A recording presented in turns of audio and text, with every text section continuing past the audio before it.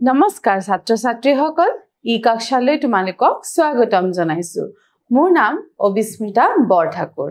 আজি আমি আলোচনা কৰিম অষ্টম শ্ৰেণীৰ নৱমটি পাঠ ভয় নামৰ পাঠটিৰ অনুশীলনীত সন্নিবিষ্ট হৈ থকা প্ৰশ্ন উত্তৰ সমূহৰ বিষয় গতিকে আহাচোন আমাৰ পাঠটিৰ ওপৰত ভিত্তি কৰি যিসমূহ প্ৰশ্ন অনুশীলনীত সন্নিবিষ্ট হৈ আছে সেই সমূহৰ উত্তৰৰ বিষয়ে আলোচনা কৰো প্ৰথম প্ৰশ্নটো তোমালোকৰ পাঠত দিছে ৰবিনৰ 24 ঘণ্টাৰ লগৰীয়া কোন গতিকে ভয় নামৰ এই ছুটি গল্পটো পঢ়ি আমি গম পাইছো যে ৰবিনৰ 24 ঘণ্টাৰ লগৰীয়া হৈছে ভয় ৰবিনে অনবৰতে মনে মনে সন্তৰ্পণে এটা ভয় কঢ়িয়াই লৈ ফুৰে হয়নে আমি ছাত্ৰ ছাত্ৰীসকল ছুটি গল্পটি পঢ়োতে এই বিষয়ে অৱগত হৈছিলো যে ৰবিন নামৰ যিজন ব্যক্তিৰ কথা কোৱা হৈছে তেওঁ অনবৰতে তেওঁৰ মনত এক ভয়ে ক্ৰিয়া কৰি থাকে তাৰ পিছৰ প্ৰশ্নটো চাওঁ আহা ৰবিনৰ পৰিবাৰৰ নাম কি পৰিবাৰ মানে পত্নীৰ কথা সুধিছে গতিকে ৰবিনৰ পত্নীৰ নাম আছিল ৰমলা আমি ইতিমধ্যে পাঠত পাইছো যে ৰবিনৰ পৰিবাৰৰ নাম ৰমলা তাৰ পিছৰ প্ৰশ্নটো চাওঁ আহা ফুটবল খেলি থাকোতে কোন ঢুকাল আমি পাঠটো পঢ়োতে পাইছিলো যে ৰবিন আৰু ৰমলাই কথা পাতে যে ফুটবল খেলি থাকোতে হঠাতে সত্যখুৰাৰ ল'ৰাটো ঢুকাইছিল গতিকে উত্তৰটি হ'ব সত্যখুৰাৰ ল'ৰাজন ফুটবল খেলি থাকোতে ঢুকাল তাৰ পাছৰ প্ৰশ্নটো চাওঁ আহা ৰবিন কেইটা সন্তানৰ পিতৃ গতিকে আমি গল্পটি পঢ়ি ইতিমধ্যে জানিছো যে ৰবিনৰ 3টা সন্তান আছে গতিকে উত্তৰটি হ'ব ৰবিন 3টা সন্তানৰ পিতৃ তাৰ পিছৰ প্ৰশ্নটো চাওঁ আহা তাৰ পাছৰ প্ৰশ্নটোলৈ যাওঁ আহা জহিৰুদ্দিনৰ পেশা কি আমি ৰমলা আৰু ৰবিনৰ কথোপকথনত তেওঁৰে এজন চুবুৰীয়া জহিৰুদ্দিনৰ বিষয়ে জানিব পাৰিছিলো আৰু জহিৰুদ্দিনে কি কৰে বুলি পাঠত উল্লেখ আছিল তাকে আমাক সুধিছে গতিকে তেখেতৰ পেশা আছিল উকালতি জহিৰুদ্দিন এজন উকিল আছিল আৰু তেখেতৰ পেশা আছিল উকালতি তাৰ পৰৱৰ্তী প্ৰশ্নলৈ যাওঁ ফুৰিবলৈ ওলালে ৰবিনৰ কাৰ লগত তৰ্কাতৰ্কি হয় যিহেতুকে ৰবিনে অনবৰতে মনত এটা ভয় কঢ়িয়াই লৈ ফুৰে আৰু সেইবাবে কেতিয়াবা সেই কথাটোক লৈয়ে তেওঁৰ নিজৰ পত্নী ৰমলাৰ লগত তৰ্কাতৰ্কি হয় ফুৰিবলৈ ওলালে ৰবিনৰ পৰিবাৰ ৰমলাৰ লগত তৰ্কাতৰ্কি হয় তৰ্কাতৰ্কি মানে কথাৰ কটাকটি সৃষ্টি হয় পৰৱৰ্তী প্ৰশ্নটোলৈ যাওঁ আহা পুনাহতে কি বলেৰে ক্ৰিকেট খেলিবলৈ বিচাৰে পুনাহতে কাঠৰ বলেৰে ক্ৰিকেট খেলিবলৈ বিচাৰে আৰু সেই কথাটোক লৈও ৰবিনৰ চিন্তা যে এই কাঠৰ বলেৰে ক্ৰিকেট খেলুতে যদি কিবা অঘটন ঘটে কোনোবাই যদি বেয়াকৈ দুখ পায় তেওঁৰ সন্তানে যদি দুখ পায় এনে ধৰণৰ ভয় অনবৰতে ৰবিনৰ মনত ক্ৰিয়া কৰি থাকে তাৰ পৰৱৰ্তী প্ৰশ্নটো চাওঁ আহা অফিচৰ কাম-কাজত ৰবিনে কিয় মন দিব নোৱাৰে গতিকে তেওঁ গতানুগতিকভাৱে সদায় অফিচলৈ যায় কাম কৰে কিন্তু তেওঁ সেই অফিচত আন মানুহখিনিয়ে যিদৰে মন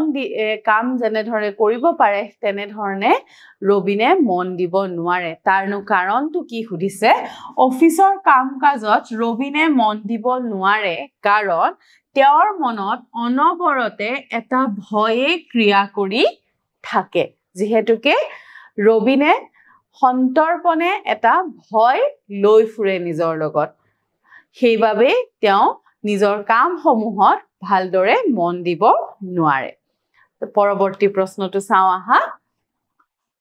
চমু উত্তৰ দিয়া প্ৰথম প্ৰশ্নটো দিছে কেনেকুৱা কথাই ৰবিনৰ মনত ভয়ৰ সৃষ্টি কৰে গতিকে কেনেকুৱা ধৰণৰ কথাৰ বাবে ৰবিনৰ মনত অনবৰতে ভয় সৃষ্টি হয় সেই বিষয়ে সুধিছে আমি বহুতো কথা পাইছো যে কৰবালৈ যাওঁতে কেনেবাকে গাড়ীয়ে খুন্দিয়াই মাৰিব নেকি লৰা ছোৱালী গিটাই কাঠৰ বলেৰে খেলুতে কিবা অঘটন ঘটিব নেকি তেওঁৰ যদি হঠাতে মৃত্যু হয় তেতিয়া হলে লৰা ছোৱালী গিটাৰ পত্নীৰ কি হ'ব এনে ধৰণৰ কিছু কথাই তেওঁৰ মনত ভয় সৃষ্টি কৰে গতিকে উত্তৰটি চাওঁ আহা ৰাস্তাৰে খুজকাৰি গৈ থাকুতে গাড়ী মটৰে খুন্দিয়াই মাৰে বুলি পুনাহতে ক্ৰিকেট খেলি থাকুতে কাঠৰ বলহি গাত পৰি পুনাহতৰ কিবা অঘটন হয় বুলি শুই থাকুতে বা অফিসত কাম কৰি থাকুতে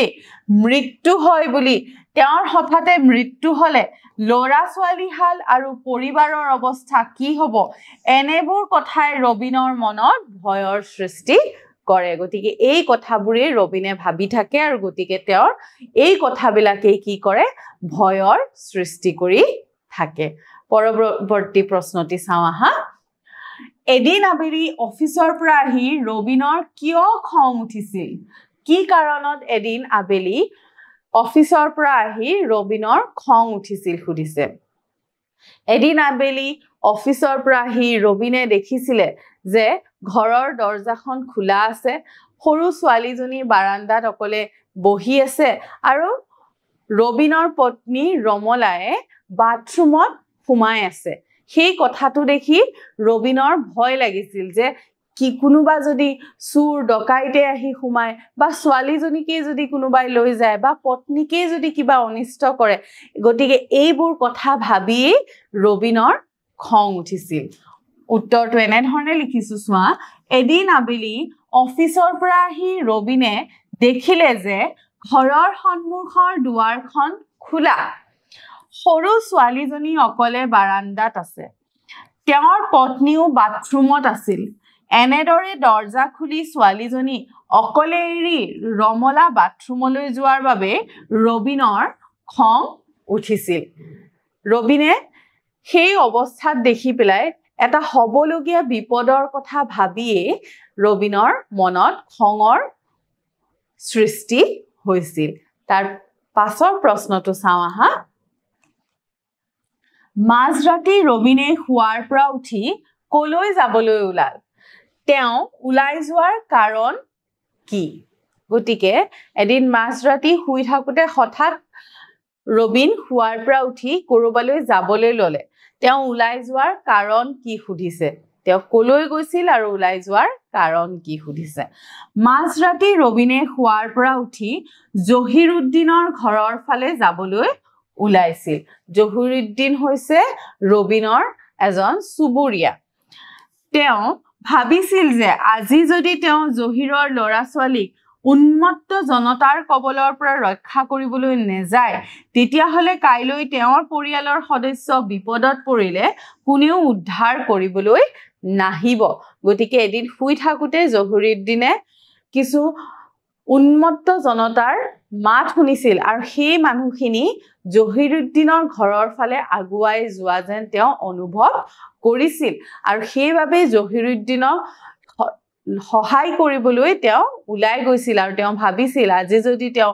জহিৰুদ্দিনক ৰক্ষা কৰিবলৈ বা তেওঁৰ ল'ৰা ছোৱালী গিটাক ৰক্ষা কৰিবলৈ নাযায় কাইলৈ যদি তেওঁৰ ওপৰত কোনোবাই আক্ৰমণ কৰে তেতিয়া কোনো তেওঁ সহায় কৰিবলৈ আগবাঢ়ি নাহিব আৰু সেই কথা সেই দায়িত্বশীলতাৰ মনোভাৱ লৈয়ে ৰবিন ওলাই যাবলৈ লৈছিল তাৰ পাছৰ প্ৰশ্নটো চাওঁ আহা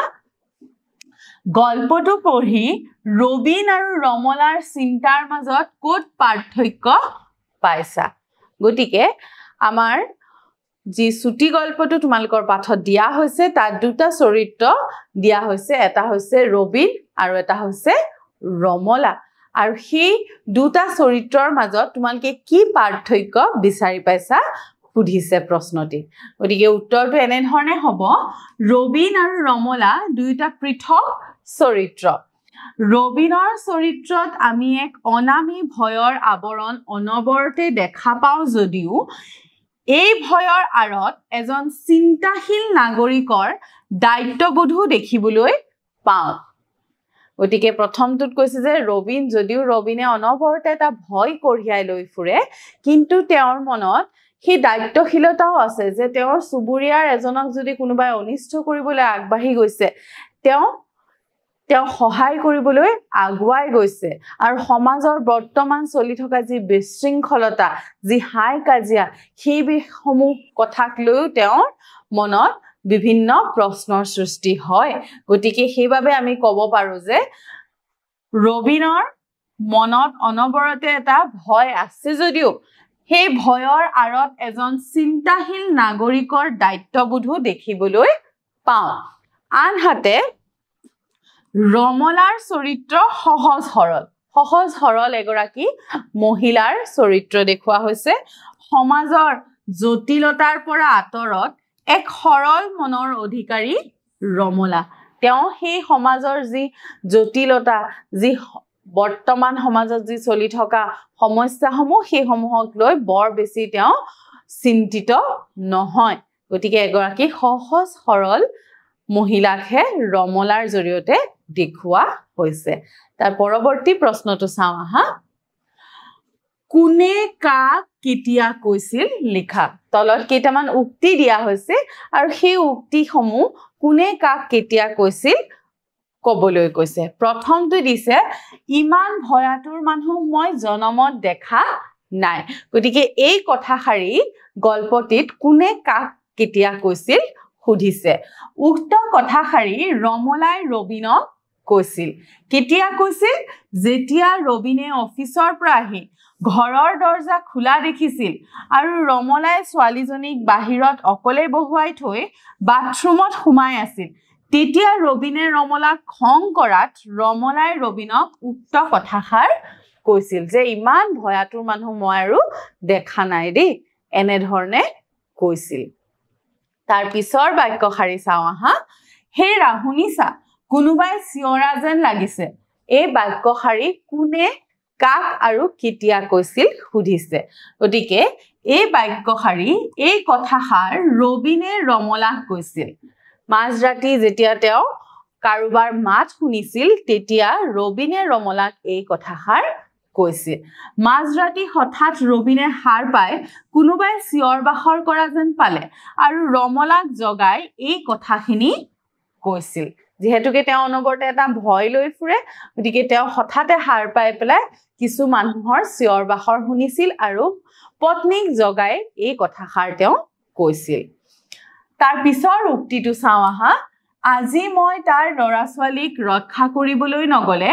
কাইলৈ মোৰ ল'ৰা ছোৱালীক ৰক্ষা কৰিবলৈ কোন আহিব এই কথাষাৰ কোনে কাক কৈছিল আৰু কেতিয়া কৈছিল সুধিছে এই কথাষাৰ ৰবিনে ৰমলাক কৈছিল কেতিয়া কৈছিল ৰবিনে জহিৰৰ ঘৰলৈ যাবলৈ ওলোৱাত ৰমলাই কলৈ যোৱা বুলি কোৱাত ৰবিনে উক্ত কথাষাৰ কৈছিল যেতিয়া তেওঁ সকলো ভয় মনৰ পৰা আঁতৰাই জহিৰুদ্দিনক সহায় কৰিবৰ বাবে আগবাঢ়ি গৈছিল আৰু তেতিয়া পত্নীয়ে কৈছিল যে কলৈ যোৱা এই ৰাতিখন সেই সময়তে ৰবিনে ৰমলাক এই কথাষাৰ কৈছিল যে আজি মই তাৰ ল'ৰা ছোৱালীক ৰক্ষা কৰিবলৈ নগলে কালিলৈ মোৰ ল'ৰা ছোৱালীক ৰক্ষা কৰিবলৈ কোন আহিব সেই দায়িত্ববোধ দেখুৱাই পেলাই ৰবিনে ৰমলাক এই কথাষাৰ কৈছিল তাৰ পিছত চোৱা তোমালোকৰ এটা দফা এটা তুলি দিছে আৰু সেই দফাটোৰ পৰা কিছু প্ৰশ্ন বাছি উলিয়াবলৈ কৈছে গতিকে কি কৈছে চাওঁ হা দফাটো পঢ়া আৰু তাৰ লগত সংগতি ৰাখি প্ৰশ্ন যুগুত কৰা গতিকে এই দফাটোৰ পৰানো কি কি প্ৰশ্ন ওলাব তাকে সুধিছে মই এবাৰ দফাটো পঢ়ি দিছো শুনিবা কোলাহল জহিৰুদ্দিনৰ ঘৰৰ ফালৰ পৰা নহয় জানো জহিৰুদ্দিনে এই চুবুৰীত ঘৰ ভাড়া লৈ থাকে উকালতি কৰে ভদ্ৰ আৰু বিনয়ী ডেকা চুবুৰীৰ সকলোৰে লগত ভাল ভিন ঠাইৰ মানুহে জহিৰুদ্দিনৰ ঘৰ আক্ৰমণ কৰিবলৈ আহিছে নেকি গতিকে এই যি দফাটো দিয়া হৈছে ইয়াৰ পৰা কেইটামান প্ৰশ্ন যুগুত কৰিবলৈ কৈছে গতিকে আমি কেইটামান প্ৰশ্ন যুগুত কৰিছো চাওঁ হা কোলাহলটো কাৰ ঘৰৰ ফালৰ পৰা আহিছিল প্ৰথম প্ৰশ্নটো হ'ব তাৰ পিছত চোৱা জহিৰুদ্দিনৰ স্বভাৱ কেনেকুৱা গতিকে আমি ইতিমধ্যে পাইছো তেওঁজন বিনয়ী স্বভাৱৰ ডেকা জহিৰুদ্দিনৰ পেশা কি জহিৰুদ্দিনৰ পেশা কি আছিল উকালতি কোন ঠাইৰ মানুহে জহিৰুদ্দিনৰ ঘৰ আক্ৰমণ কৰিবলৈ আহিছিল গতিকে এই কেইটা প্ৰশ্ন আমি সেই দফাটিৰ পৰা পাওঁ গতিকে ছাত্ৰ ছাত্ৰীসকল আজিৰ শ্ৰেণী ইমানতে সামৰিছো আন এটা শ্ৰেণীত ইয়াৰ পিছৰ প্ৰশ্নসমূহৰ বিষয়ে আলোচনা কৰিম ধন্যবাদ